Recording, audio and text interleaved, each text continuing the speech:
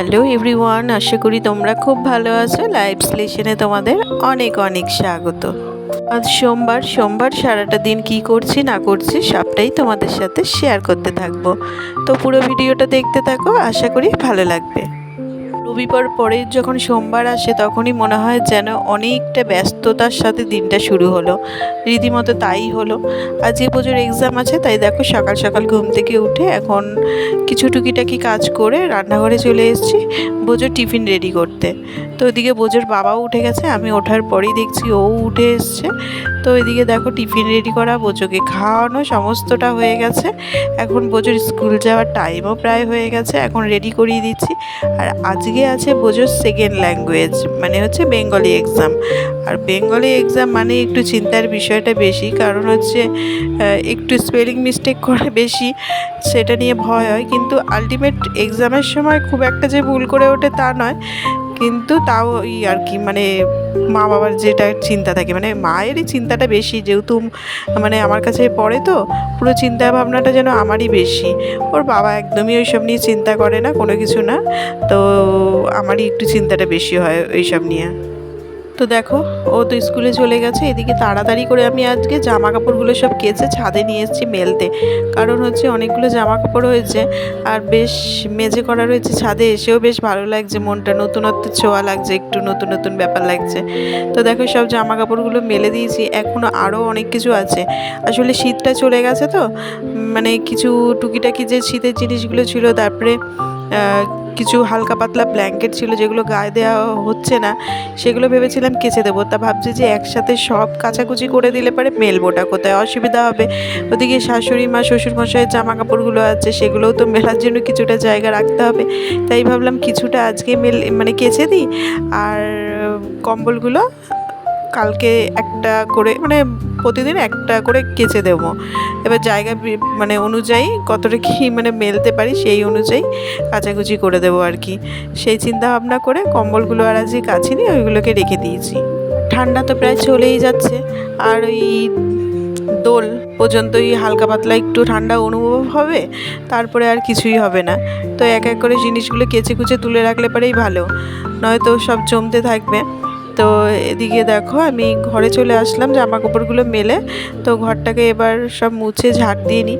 এই ঘরটা না একটু যেন ধুলো ধুলো ভাব লাগছে, জানো তো, আসলে ওপরে কাজ হয়েছে। তো এবার ধরো ওই পায়ে, মানে সিমেন্ট বালির পায়ে সিঁড়ি থেকে নামা হচ্ছে, সব মোছামুছি করা হয়েছে, কিন্তু দেন দেখবে তাও মানে একটু নোংরা হয়েই থাকে। সিমেন্ট বালির ঠিক উড়ে আসবে, একটু নোংরা হয়। তার দরজাটাও একটু মুছে নিলাম, কাজ হয়েছে যেহেতু একটু নোংরা হয়েছে।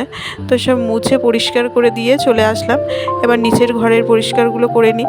আসলে কি হয় বলো তো, সংসারের হাজারো কাজের মধ্যেও না ঘর বাড়িগুলোকে যতটা পরিষ্কার পরিচ্ছন্ন রাখতে পারি সেটারই চেষ্টা করি আর কি। তো এদিকে ঘরের বিছানাটাকে গুছিয়ে নিলাম। আজকে জল খাবার করার কোনো ব্যাপার নেই। সকালবেলা বোজোকে ওই চাউমিন করে দিয়েছিলাম, ওটাই। আর আমাদের বিশেষ কিছু করার নেই, কারণ হচ্ছে মনোজ বলছে দই চিড়ে খেয়ে নেবে। আর এই যে গরম গরম পড়ছে, এরপর খুব একটা রুটি খেতে একদমই পছন্দ করে না, খুব কমই রুটি হয়। শীতকালে তো উপায় নেই রুটি ছাড়া, তাই শীতকালে প্রতিদিনই মানে রুটি খাওয়া হয়। আর গরমকালে আসলেই দই চিড়ে এইসব জিনিসগুলো বেশি খাওয়া হয়। তারপরে তো আম উঠলে পরে তার কোনো কথাই নেই, চিড়ের সাথেও আম, মুড়ির সাথেও আম, সব কিছুর সাথেই মোটামুটি আম চলতে থাকে। আম খেতে এত বেশি ভালোবাসে মনোজ, মানে বলার বাইরে।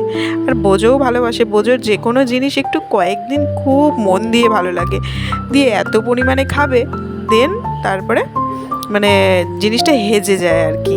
তারপরে বলবে আর খেতে ভালো লাগছে না, মানে একঘেয়ে হয়ে যায় ব্যাপারটা। তো দেখো সব জিনিসগুলো একটু মুছে টুছে পরিষ্কার করে নিচ্ছি, কারণ 2-1 দিন একটু মোছামুছি হয়নি। তাই ভাবলাম আজকে সবই যখন মুছছি আর হাতে একটু সময়ও রয়েছে, যেহেতু জলখাবার করার কোনো তাগিদ নেই, মানে রুটি তরকারি এসব তো করতে হবে না, যখন খাবে তখন ওই দই চিড়েটা মাখিয়ে দেবো, ব্যাস হয়ে যাবে। তাই ভাবলাম হাতে যখন সময় রয়েছে সব জিনিসগুলো একটু ধীরে সুস্থে বেশ ভালো করে সব মুছে ফেলি। যতটা পরিষ্কার পরিচ্ছন্ন করে রাখবো ততটা আমারই থাকবে পরিষ্কার পরিচ্ছন্নতা। তাই চেষ্টা করি আর কি সময়ের মানে কাজের ফাঁকে ফাঁকে যতটা পারার করার। এরপরে তো ধরো দুপুরে রান্নাবান্না করতে রান্নাঘরে ঢুকে গেলে পারে ব্যাস, তখন আর এক্সট্রা কাজ বাজার হাত দেওয়া যায় না, তাই এই ফাঁকে করে নিই।